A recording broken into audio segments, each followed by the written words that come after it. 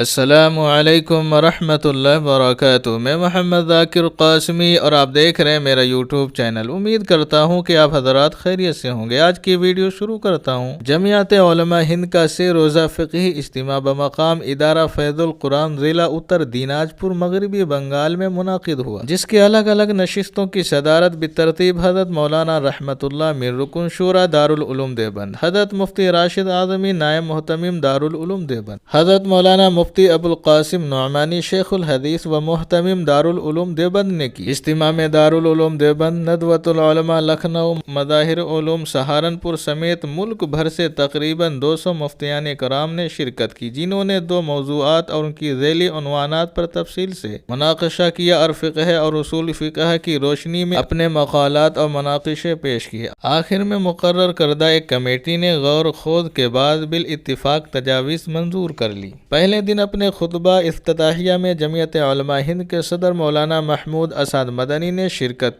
محمود اسعد مدنی نے شریعت و سنت کے متبعین پر اعتراض کرنے والوں کو واضح طور پر جواب دیتے ہوئے کہا کہ فقہ اسلامی میں کوئی جمود اور تعطل نہیں، بلکہ ہر دور میں رہنمائی کی صلاحیت موجود ہے، اور نہ ہی اس کی بنیاد کسی شخصی رائے پر ہے، بلکہ قرآن و سنت اور اجتماعی و شورائی فیصلوں پر ہے۔ مولانا مدنی نے ایک دوسرے موقع پر اپنے خطاب میں مفتیان کرام کو متوجہ کیا کہ بر صغیر کی تقسیم ملک سے زیادہ مسلمانوں کی تقسیم ہے۔ انہوں نے اعتراف کیا ہے کہ مسلمانان ہند نے اسلام کی سربلندی اور اس وطن کی عظمت کے لیے بے شبہ قربانیاں دی ہیں، لیکن دنیا تک ہم اپنے پیغام کو پہنچانے سے قاصر رہے ہیں۔ ہمیں اس پر توجہ دینی چاہیے اور ہندوستان کے علماء کو عالمی سطح پر قائدانہ کردار ادا کرنا چاہیے۔ اجلاس میں جن 2 موضوعات پر تفصیلی مناقشہ ہوا، ان میں مال حرام سے متعلق چند غور طلب امور، بالخصوص موجودہ دور میں کاروبار کی جدید رائج صورتوں اور ناجائز ملازمتوں اور پیشوں کی شریعت کی روشنی میں درجہ بندی، اور دوسرا موضوع اجتماعی قربانی سے متعلق بعض تحقیق طلب مسائل تھا۔ اس سلسلے میں 2 الگ الگ تجویزیں منظور ہوئیں۔ ان کا خلاصہ اس طرح ہے۔ پہلی تجویز، مال حرام سے متعلق چند غور طلب امور۔ شریعت میں طیب اور حلال مال کو اختیار کرنے اور حرام مال سے اجتناب کرنے کی بڑی اہمیت ہے، لیکن عصر حاضر میں مال حرام سے متعلق مختلف شکلیں وجود میں آ رہی ہیں، جن کا فقہی اور شرعی حل پیش کرنا اہل علم کا فریضہ ہے۔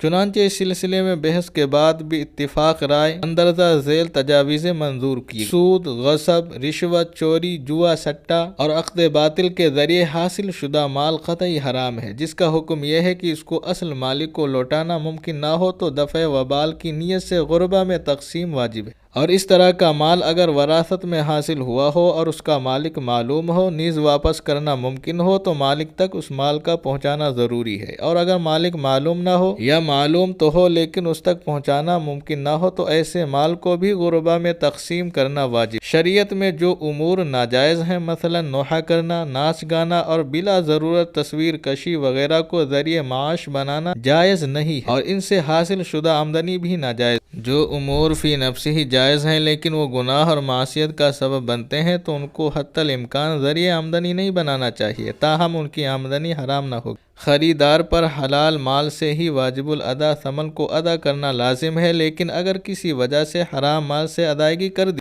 تو اس سے خریدے ہوئے سامان کے منافع اس کے لیے حرام نہ ہوں گے۔ البتہ خریداری میں صرف کردہ حرام مال کے بقدر اصل مالک تک پہنچانا ضروری ہے، لیکن اگر کسی وجہ سے حرام مال سے ادائیگی کر دی تو اس سے خریدے ہوئے سامان کے منافع اس کے لیے حرام نہ ہوں گے۔ البتہ خریداری میں صرف کردہ حرام مال کے بقدر اصل مالک تک پہنچانا، ورنہ فقراء پر خرچ کرنا ضروری ہوگا۔ فروخت شدہ سامان کی قیمت، گاڑی یا مکان کا کرایہ، اسکول یا مدرسے کی فیس وغیرہ ایسے شخص سے وصول کرنا جائز ہے جس کا ذریعہ آمدنی بظاہر حرام ہو۔ اگر کسی شخص کے پاس حلال اور حرام مال الگ الگ ہوں اور یہ معلوم ہو کہ وہ حلال مال میں سے ہی خرچ کر رہا ہے تو اس کی دعوت قبول کرنا، اسے ہدیہ وغیرہ لینا جائز ہے، اور اگر متعین طور پر معلوم ہو جائے کہ وہ حرام مال پیش کر رہا ہے تو اسے لینا جائز نہ ہوگا، اور اگر حلال اور حرام مال مخلوط ہو تو جو وہ اپنے حلال حصے کے بقدر مال میں سے پیش کرے تو اسے تو قبول کرنا درست ہے، اور اگر اس کا علم نہ ہو لیکن حرام مال غالب ہو تو اس کے یہاں دعوت کھانا اور ہدیہ وغیرہ قبول کرنا جائز نہیں۔ کسی ایسے محلے میں دکان کھولنا جہاں اکثر لوگ ناجائز کاروبار کاروبار میں ملوث ہوں فی نفسی جائز ہے، البتہ احتیاط یہ ہے کہ ایسی جگہوں پر دکان کھولنے سے پرہیز کیا جائے۔ تجویز نمبر 2، اجتماعی قربانی سے متعلق بعض تحقیق طلب مسائل۔ قربانی دین اسلام کا اہم شعار ہے۔ جس طرح قربانی کرنا عبادت ہے، اسی طرح اس کی ادائیگی میں تعاون کرنا بھی کار ثواب ہے۔ آج کل بدلتی ہوئی صورتحال میں اجتماعی قربانی کی ضرورت پیش آتی ہے، لہذا دوسروں کی طرف سے قربانی کا نظم کرنے والے افراد اور اداروں کی ذمہ داری بنتی ہے کہ وہ اس عمل کو عبادت سمجھ کر پوری امانت اور دیانت کے ساتھ انجام دیں۔ کیونکہ یہ معاملہ اپنے اندر مختلف جہتیں رکھتا ہے، اس لیے اس موضوع پر غور و فکر کے بعد مندرجہ ذیل تجاویز منظور کی گئیں۔ مسلمانوں کو چاہیے کہ وہ اپنی قربانی انفرادی طور پر خود کرنے کی کوشش کریں، یہ زیادہ ثواب ہے۔ تاہم معتبر اجتماعی نظام کے تحت بھی قربانی کرنا جائز ہے۔ اجتماعی قربانی کے نظام میں مجموعی حصے داروں کی نیت سے بھی جانور کی بلا تعین قربانی درست ہو جائے گی۔ اگر تمام شرکاء جانور میں سے اپنے اپنے حصے کا پورا گوشت لینا چاہتے ہوں تو وزن کے ساتھ تقسیم کیا جانا یا کم سے کم ہر حصے کے ساتھ گوشت کے علاوہ دوسرے اعضاء مثلا سری پائے، چربی، گردہ اور دل کے ٹکڑے رکھنا ضروری ہے۔ قربانی کا نظم اور انتظام کرنے والے ادارے اگر جانور کی قیمت کا اندازہ لگا کر فی حصہ متعین رقم کا اعلان کر دیں اور اس کے مطابق رقومات وصول کریں اور رقم کم پڑنے کی صورت میں مزید مطالبہ کرنے کی صراحت بھی کریں، یہ طریقہ کار ادارے میں معروف ہو تو قبل از تعین جانور کے ہلاک ہونے یا عیبدار ہونے کی ذمہ داری ادارے کی ہوگی، اور اگر تعین کے بعد ہلاکت ہو یا عیب پایا جائے تو یہ حصے دار کا نقصان شمار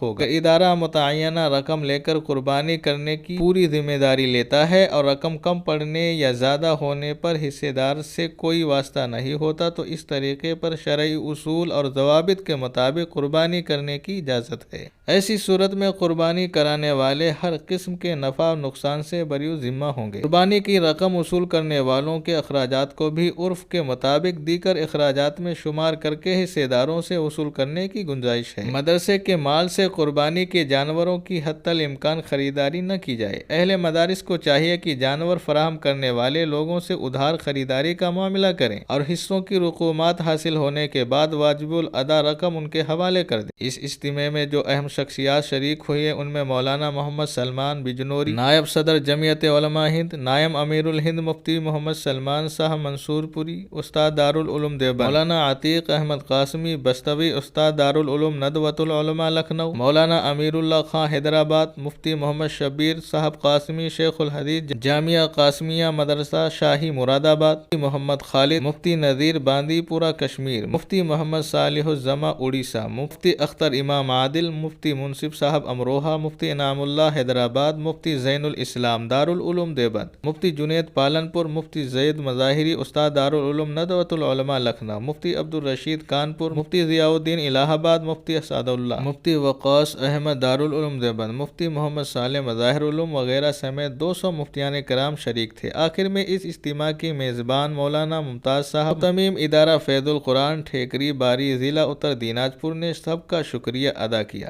حضرت محتمم صاحب دارالعلوم دیوبند مفتی ابوالقاسم صاحب نعمانی کی دعا پر مجلس کا اختتام ہوا۔ تو دوستو یہ ہے پورا معاملہ۔ آپ کو اس کے بارے میں کچھ کہنا ہے تو نیچے کامنٹ کر دیجئے، اور اگر پہلی بار میرے چینل پہ آئے ہیں تو آپ سے گزارش ہے کہ میرے چینل کو سبسکرائب کر لیں اور اپنے دوست احباب اور فیملی ممبر کو شیئر بھی کر دیں۔ انشاءاللہ ملتے ہیں ایک نئی ویڈیو کے ساتھ۔ السلام علیکم ورحمۃ اللہ وبرکاتہ۔